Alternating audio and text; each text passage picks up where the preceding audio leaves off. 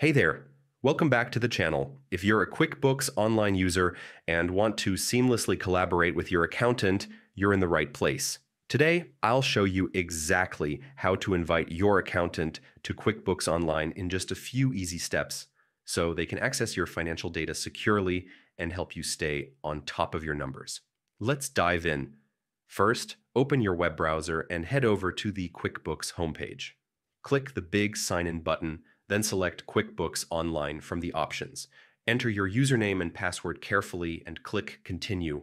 Once you're logged in, you're ready for the next step. To invite your accountant, you'll need to access the My Accountant section. You can get there quickly by typing qb.intuit.com/app/accountant directly into your browser. Or if you prefer, navigate through the QuickBooks menu until you see the My Accountant option. This section is where you manage who can access your financial data, so it's a crucial step. Once you're in the My Accountant section, you'll see a field to enter your accountant's email address. Make sure to double-check the email to avoid sending it to the wrong person. After entering the email, simply click the Invite button.